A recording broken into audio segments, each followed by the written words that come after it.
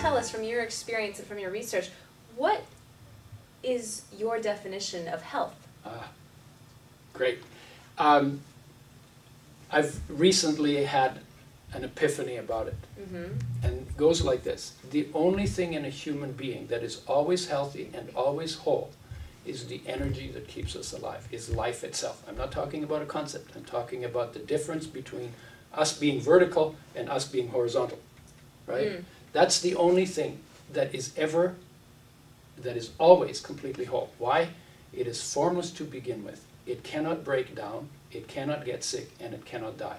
All of those breakdown issues and death issues apply only to something that has form, okay? So why is that? That's really good news, because your body could be a complete mess, and your thinking could be completely disorganized, and your environment could be a disaster. There would still be something in you that would be completely whole, and you could feel completely whole if you knew how to bring your awareness in touch with life. That takes practice, and we're not that very good at it, but it is definitely a hopeful thing. So that's the first part of it. Okay. The second part I've already talked about a little bit. The body is a construction site. Physical health means a highly organized construction site. And that takes a lot of work. You need to be inspired about it, because otherwise you won't have the energy to do it. It'll be just too much work. But in fact, the reason to keep the construction site organized, we eat, we drink, we breathe, we sleep, we go to the bathroom, we take showers, and we get jobs so we can get all of these gadgets and things we need to look after the construction site. So almost everything we do in life is directly or close to directly involved with keeping the construction site organized. So the downside is it's a lot of work. The upside is healing is possible. That makes a lot of sense. And once you're inspired, which is nutrient one in my book, then you only got to do three things. You optimize all the essential building blocks. Those are essential nutrients, 20 minerals, 14 vitamins, 8 essential amino acids, for kids 10 actually, and 2 essential fatty acids. So that's 44 to 46 building blocks. We got to optimize those if we want optimum construction site organization. We got to avoid poisons, and because we can't do that perfectly, we need to detox. What are the poisons? Pesticides, plastics, pharmaceutical drugs, industrial chemicals, and food molecules damaged by processing. Why are they poisons? Because they were never in nature until very recently, and so life never made a program for dealing with them. So when we get them into our body, what happens is they change the way our program for health works. The genetic program that life made knows how to put it all together when we live in line with the natural system. And the gene expression is regulated by the molecules in the environment. If they're good molecules, we get a highly organized construction site. If they're the wrong molecules, they change gene expression, and the program for health becomes a program for disease.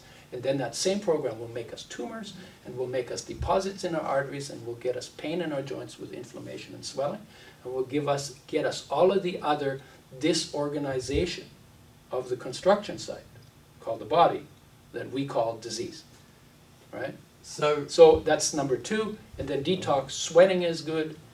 Mucilage fiber is very good to escort toxins out of the body and deal with bowel regularity, because that can be a source of toxicity, and to feed the probiotics, the friendly bacteria, which then protect us from toxic bacteria. And then, sweating and fiber are the most neglected detox methods. Of course, there are some other ones as well. And even oil-soluble toxins, which are some of the most poisonous toxins that we can get exposed to. You can sweat those out. They'll come out with the oil part of your sweat. The more oil you take, and especially more omega-3s you take, the more they become carriers for these toxins to your skin, and you can sweat them out. And then the third thing is make sure digestion works. For that, digestive enzymes, probiotics, and fiber, so that the digestive tract is working properly, because you need it to be working properly So you can break down the foods and absorb the nutrients, and you don't create poison in your own system. If digestion doesn't work, not much is going to work for long, because everything, your beautiful hair and your teeth and your eyeballs and your eyelashes and your bones and everything, all came through your stomach, all came through your digestive tract. If that's not working, everything your body is going to be compromised. So that's the health program for the body. Now there's mental, emotional, environmental issues. Very easy to sum that up. Positive emotions and positive thoughts support the construction site. Negatives tear them down. Positive, a clean environment supports the construction site because we eat the environment, and a polluted environment tears it down. What is the definition of health? Okay. I've told you part of it, but there's another piece to it which I really like. It's the default state. It's the natural state. Health is the natural state. Life and the body.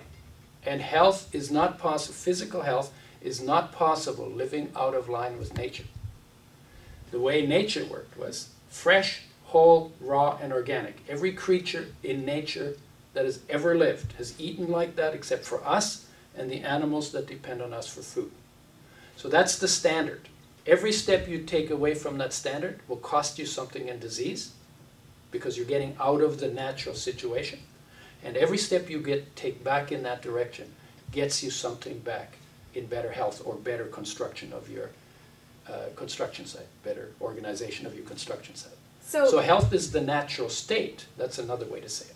And in saying that, what you're saying is it's natural to be healthy, and you should be healthy. Well, yeah, duh. Right? Right? No, and what we've done, as crazy as we are, right, is we have misdefined health from the foundation, and we say health is the absence of disease. Right. That means disease is the presence, and then we have the idea that if you cut enough disease out of the body, then health will be the leftovers. Is that crazy or what? Because in fact, health has principles and components, and I'm talking still about physical health, has principles and components. When you adhere to the principles and you bring in and optimize the components and you keep out the poisons and you make sure digestion works, if you define it properly, health is a presence and disease comes from the absence of that presence. And that presence involves principles and components. When we adhere to the principles of health and optimize the components, then the result is the natural state called health. Okay?